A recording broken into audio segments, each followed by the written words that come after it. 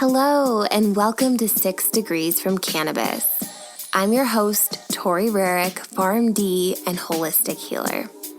Each episode features a candid conversation about how connecting with the cannabis plant has enhanced an individual's wellness journey. Here to honor the plant, talk about healing, and have fun. In this episode, Yogi weaves the story of the generational impact cannabis has presented in her life. She shares how her spiritual roots guided her to the tradition of making and drinking Bang Tandai, a cannabis milkshake, her approach to parental acceptance of cannabis, and how the plant has helped her understand influential sacrifices of her ancestry. Welcome back to the podcast, everyone. Tonight we have on Yogi Maharaj, and she is a ganja guru and founder of Luv Kush Co, a wellness and lifestyle community reclaiming cannabis in the South Asian diaspora with consciously cultivated education, resources, and experiences. Yogi's work honors the diaspora's spiritual and ancestral roots to cannabis medicine and sheds light on how Britain's exploitation of South Asians in the 1800s influenced the first global cannabis trades in modern history. Welcome, Yogi. Thank you. Thank you for having me. Hi, everyone. Hello. So I wanted to just touch base before we get into your interview on how I was first connected with you, which was through your beautiful feature in the MJ Lifestyle magazine, You and Your Mother. What was that experience like? Oh, thank you. That experience was beautiful. It was, I never thought that I would ever be in a cannabis magazine with my mom. So it was definitely really special. And we got to do our photo shoot on International Women's Day with Jennifer Skog. And she's such a beautiful human being. And it was just amazing to share just such a beautiful moment with such powerful women. You know, Yeah. It really made me feel like all of our ancestors were there together. How has your experience with cannabis and relationship with cannabis influenced your relationship with your mother? I think cannabis has really helped my relationship with my mom. I feel like we have a better understanding of each other, and she sees how I have this deep love for our culture and for women and how it's been able to heal us, like just to be able to feel comfortable with each other and just to hang out. It's been really fun to share that experience with her, and she loves like the religious aspect of it and just like all of the stories, all the mythology behind it, and I love to bond with her through that. That's so cool. Thank you for sharing. So first off, what I normally do with each guest is choose a card from my highly inspired oracle deck, the Follow Your Heart Oracle deck, which was inspired through cannabis, the spirit of cannabis. And so the card that I chose for our conversation tonight that came through is harmony. And I would love to hear how you relate harmony to your experience with cannabis and how it's reflected in that.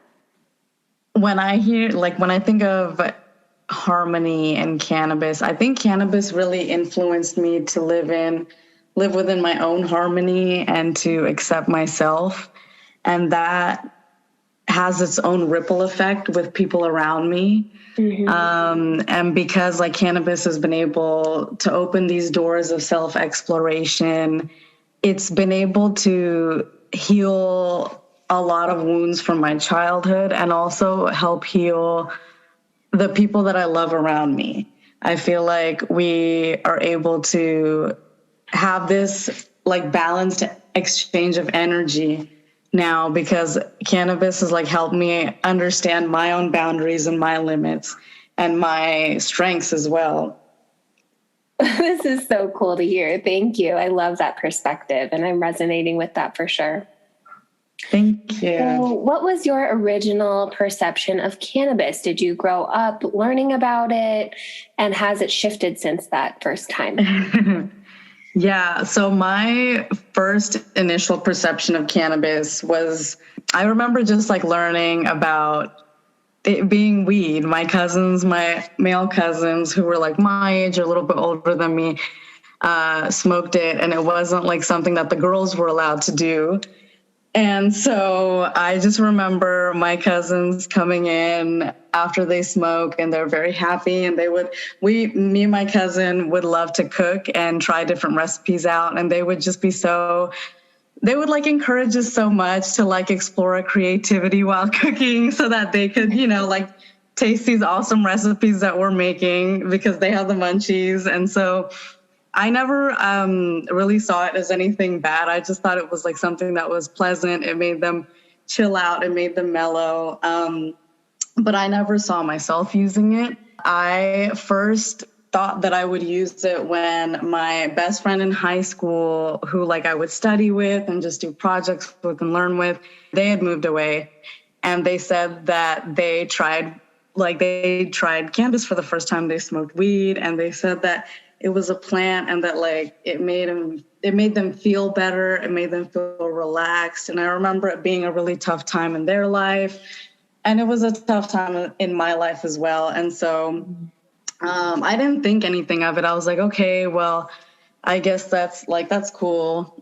And the next day, or like, I don't know if it was the next day, but I definitely remember it being like at least a few weeks later. It was the last day of our junior year. Another friend came up to me and they were like, I have pot brownies. And I was like, what? This is crazy. I feel like everyone is like signaling me to try this. And so I was like, okay, well, let's try it. And I just remember it making me feel really relaxed and really like not scared or worried about my future or worried about like my family. I was just at ease. And so I've always been drawn to it in a way. And throughout the years, I feel like the only way that my relationship has shifted with it is I just fallen more in love with weed, like with cannabis as I grow. Like as my relationship has grown, it's been 10 years, and I don't think there's anything in my life that I am more devoted to or passionate about or in love with. It is cannabis. I have chills. That is so sweet. And I feel really similarly. It's so nice to hear someone talking about the plant in this really beautiful way. So how did it come about that you learned about? Yeah, it's bhang thandai. When did you first start making this? What's the tradition around that? So I first learned about bhang thandai, I think when I was maybe 18, and I was learning more about Lord Shiva because we were very spiritual at home. And this was just a god that I was interested in because my grandfather was named after him. So I started learning more and more about him. And I remember seeing bhang in like Bollywood movies, and people would drink it during celebrations, like holy religious celebrations that honored Lord Shiva. Mm-hmm. And so I remember just one day, like, just going on Google. It started out as simple as that, where I just went on Google and I searched, because if I asked my parents, I didn't think that they would tell me the truth. Mm-hmm. And so I had to do my research first. That's how I was raised. You have to do your research first. So I went in and I got all my receipts, and I found out that, like that bhang thandai was like this milkshake that was laced with a cannabis paste, and it was served as a religious offering during these festivals because Lord Shiva consumed it to calm his anger and help him stay in his yogic meditation for many, many hours. I'm just like taking a pause here, because for many of us, that is how we relate to the cannabis plant. And it's not seen as, medicinal. It's not something that we like receive a note for, but how medicinal is that? That's incredible. Yeah, it is. And it dates back so many thousands of years. It's really beautiful. Thank you. So that imagery was like woven into your culture and your everyday, and at the same time, it was not something you were openly speaking about? No, it was it was definitely something I was in the closet about until I started learning more about it, the cultural connections and the religious connections. And that's when I started speaking up. And I was like, wait a second, what's the big deal? Yeah, I feel like that is what really started the conversation in my family, because we were raised so religiously, and just the question, why is something so religious and so holy seen as so taboo? And do you care to go into that in this moment? Why it's seen as taboo? Yes. Yeah, I think so. From what I've learned, the reason why I think it's taboo is because during Britain's rule over India in like the 1800s, there's a lot of PTSD, I would say, because Indians and Indian farmers, Indian ganja farmers, were thrown in mental institutions, and they were thrown in jail for cannabis use. They were like systemically banned from using cannabis. And so that, like, I feel like that association with cannabis over so many years is what led to the negative stigma, is that, like, even though we took this plant as indentured servants to Jamaica and like Trinidad and Tobago and all these different places, when we got there, there were specific laws that banned Indian workers or Chinese workers even. They were called coolies. So any indentured servants were banned from using the cannabis plant. There were harsh punishments for it. And I feel like it's similar to what happens in America, is that in our communities are so against us using cannabis in the first place because for so many years, we've been thrown in jail, we've been thrown in mental institutions, we've been shamed, and we've been shamed. Yeah. Even now with legalization and decriminalization, it's still, we have work to do. That's why we're talking here. So Thank you for that perspective. I want to circle back to your service to the plant and bringing freedom to the plant. But first, how does cannabis serve you? Oh,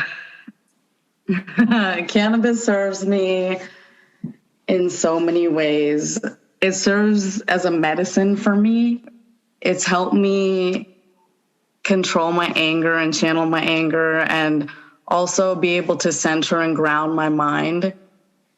Cannabis has served me by guiding me to my roots and to my ancestry, and to understand the sacrifices of the past and how they influence my life today, and which direction to go to in order to continue the work.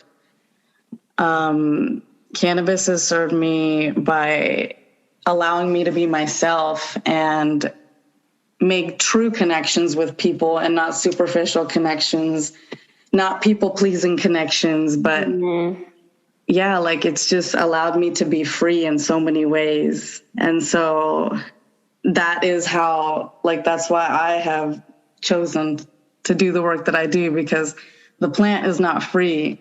And even though she frees us, we now have to repay her by freeing her as well. Oh, beautiful. That's exactly my next question. Now, how do you serve the plant? How do you reciprocate? Yeah. So it's just, my way of serving the plant is by sharing its roots, by sharing its history, by sharing the beauty of it. I serve by making medicine for my community, and if I'm able to give it to my elders. I almost want to say I serve the plant by preaching the gospel of the plant. Yeah. Amen. Because that's what it is. And I always say it, I love to say it, I believe in Mary Jane as my Lord and Savior, because she truly did. And that's how I serve the plant, by preaching the gospel of the plant. I am your disciple. Yes. Queen. I love that. And I think that's why I was so infatuated with your story in this magazine. I had just never seen this information presented before. And being on the mindfulness and spiritual journey, I'm that kind of person that wants to make connections, and definitely ancestral connections. And I want to know the meaning of things and synchronicities. And I have this pharmacy background, so I want answers. I guess what I'm getting at is when your story affirmed the power of cannabis for me. It's this new age thing right now, and it's all exciting with legalization, but it's not new. It's not new at all. And I find it's a little bit difficult to find information about the ancient roots. And so to hear your story direct from your mouth, direct from your lineage was really potent. Thank you. What question do you get asked about cannabis the most? I think the question I get asked the most is how my parents are so okay with me doing what I do. That is legit.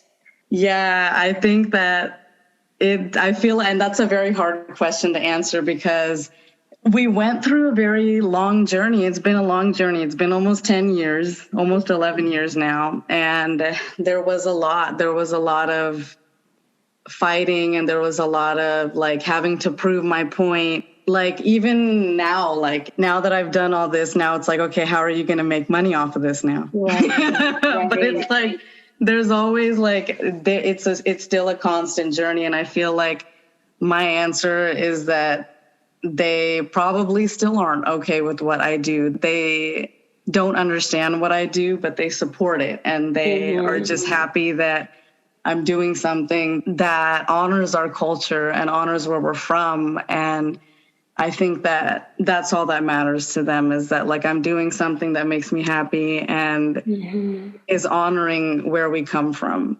Yeah, it's my advice to people who are coming out to their parents is to just be yourself. You have to share how this helps you. And I think parents usually see that, or people that love you usually see that, and they support that.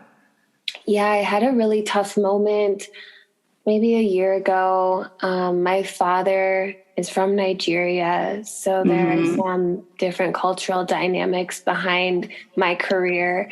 And he asked me if this was as I started speaking up about cannabis and posting to my pages, he asked me if this was something I was really sure about professionally, if this was basically going to taint my reputation. And that really triggered me. I had to sit with that for a little bit, but right away I knew if that was confirmation that I had to keep doing this, that it still wasn't seen as the helpful medicine that it is. And so I had to ask, it's only okay for me to be pushing medications, pushing pills. I'm pushing this plant because it works. So I had to dig my heels in a little bit and be I'm going even harder for this plant because it's still stigmatized. Yes, it is. And we're here. We're just doing the work, and that's all it is. Thank you for doing the work. Thank you. So what are your favorite cannabis-centered resources if people have questions about getting into it, using it, connecting? Some of my favorite cannabis resources, I think if you're just starting to learn, or if you want to learn about the social equity side of it, I really like Highly Human. Highly Human is one of my favorites. Up in Smoke is a great resource to learn about cannabis. I'm trying to think of more. Cannaclusive. Shout out Cannaclusive. I love Cannaclusive. They were actually the first organization that I connected with where I realized, there's a space for Black and brown people in the industry, because it was so hard to connect with people that look like me. Totally. Yes, I also think Blaze Responsibly is great if you're looking for legalization information in New Jersey. She is a South Asian woman who is just doing incredible work in the space. And that's a lot. Thank you. Yeah, I know. I'm trying to shout out everyone that I love. But yeah, I love it. Those are really great. And then definitely check out Luv Kush. Luv Kush community is a South Asian community that is reclaiming cannabis in the diaspora. And we have great recipes on our website, as well as different websites such as MJ Lifestyle, Allume, and Ardent. Yes. So if it wasn't clear, I want to make it very clear that Luv Kush is Yogi's creation. And so please go support Luv Kush. Check them out. It's bit.ly/Luv Kush Co. Thank you for that. And where can they find you on Instagram? On Instagram, you can follow us at luvkush.co, LUVKUSH.co, or you can follow me at Bulabang, BULABHANG. Amazing. Is there anything that we haven't touched on or that you want to leave the listeners? I want to remind listeners that cannabis comes from a place of truth and a place of justice. And right now, there's a lot of injustice happening in the world. Right now, there are farmers in India that are protesting for their rights, and they've been protesting since September of 2020. There are people being taken from their homes in Palestine, and there's a lot of injustice happening in the world. And so use cannabis as a means to create justice in the world and create paths of righteousness for yourself and for others. Remember that we have the power. The power is in us. Wherever there's people, there's power. Mm-hmm. Yeah, bringing it back to that harmony imagery. We can find harmony within ourselves with cannabis, and then we can go out and spread that as well and connect with others. Yes. Thank you so much for your time, Yogi. Thank you. Thank you so much for having me. Thank you so much for tuning in to 6 Degrees from Cannabis. If you connected with this episode, please share it with a friend who would benefit from hearing it too. Tap the subscribe button to be notified when the next 6 Degrees episode is released. You can find more information about holistic healing, the Follow Your Heart Oracle deck, and what I do by visiting ToriRerick.com. If you message us on Instagram at 6 Degrees from Cannabis, we'll be sure to message you back. Bliss be with you.